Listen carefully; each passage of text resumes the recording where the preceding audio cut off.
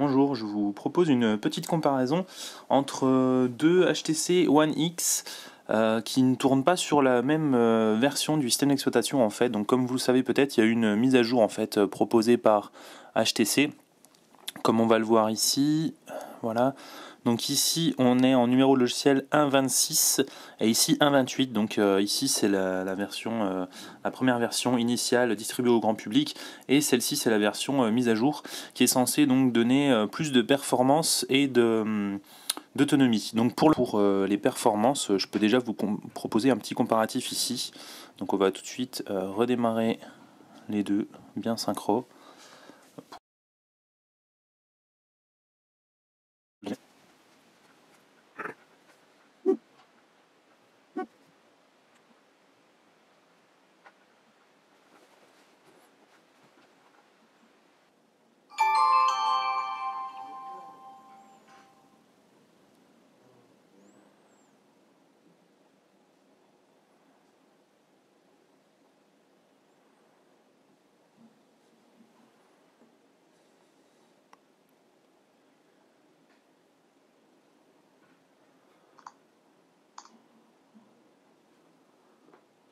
Voilà, donc j'avais pas de sim sur celui-là, mais on voit quand même qu'il est un peu plus rapide, même si c'est pas vraiment flagrant. Voilà, ça met un peu plus de temps à cause de la SIM et le temps de se connecter au réseau. Mais globalement, le temps de démarrage en lui-même, c'est un peu plus rapide sur la nouvelle version, mais c'est pas vraiment non plus flagrant. Ensuite, pour mesurer les performances brutes de ces deux smartphones quad-core, on va lancer des benchmarks, tout simplement. Run full benchmark. Donc ici, on est sur Quadrant Standard Edition, donc la version classique de Quadrant. On va tout de suite voir s'il y a une différence entre les deux. Donc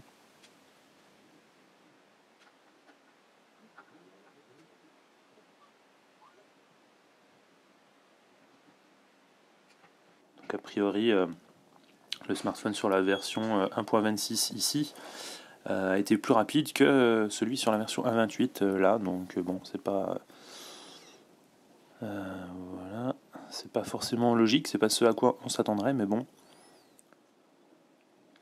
Voilà, donc ici on est bien sur la version 1.26 et ici sur la 1.28. Donc on est bien sur la version la plus récente ici, donc cette version devrait être la plus rapide. Et pourtant, quand on passe sur les graphiques de performance, ici on a 4800 et ici 4500. Donc on voit qu'on est bien plus rapide qu'une Galaxy Tab, qu'un Galaxy Nexus, donc ça c'est l'apport du quad-core, il n'y a pas à dire là-dessus.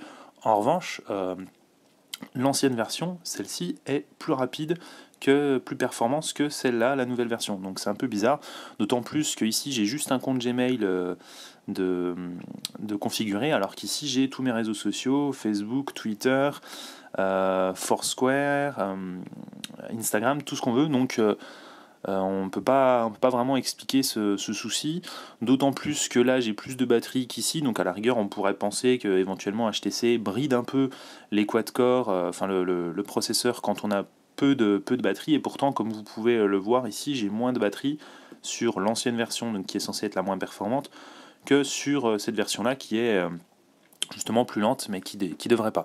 Donc on va tout de suite revenir sur un autre benchmark. Donc on a fait Quadrant, on va lancer AnTuTu Benchmark.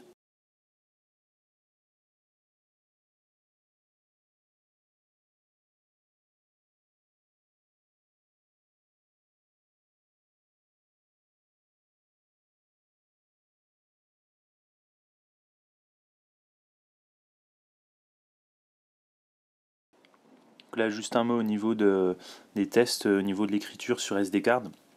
Comme les deux smartphones n'embarquent pas de port micro SD, mais seulement une mémoire interne, du coup c'est vraiment un test représentatif. C'est pas comme si j'avais mis une carte SD rapide dans l'un et une carte SD lente dans l'autre. Là on peut vraiment rien influer.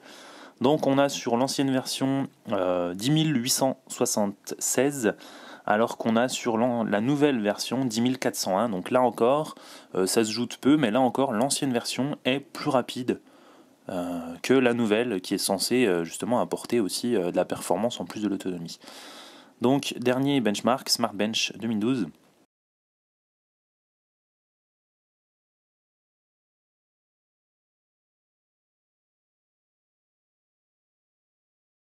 Focus, ici on est à 4780, alors qu'ici on est... Hop, je vais essayer vraiment de faire le focus. Ici on est à 4270. Donc 4780 d'un côté et 4270 de l'autre. De toute façon, il suffit de voir en fait l'échelle. Hein. Ici on monte jusqu'à 5400 et ici on monte jusqu'à 4500. Donc clairement, voilà, c'est déjà pas la même échelle. Et ensuite, pour la barre rouge, on est à 2656 et ici 2578. Donc encore une fois, on est moins performant sur la nouvelle version. On est moins performant sur la nouvelle version de l'OS que sur l'ancienne, puisque je le rappelle, on a donc la version 1.26 ici et 1.28 ici. Donc je pense que la preuve est faite que cette nouvelle version de firmware n'apporte pas en performance, elle apporte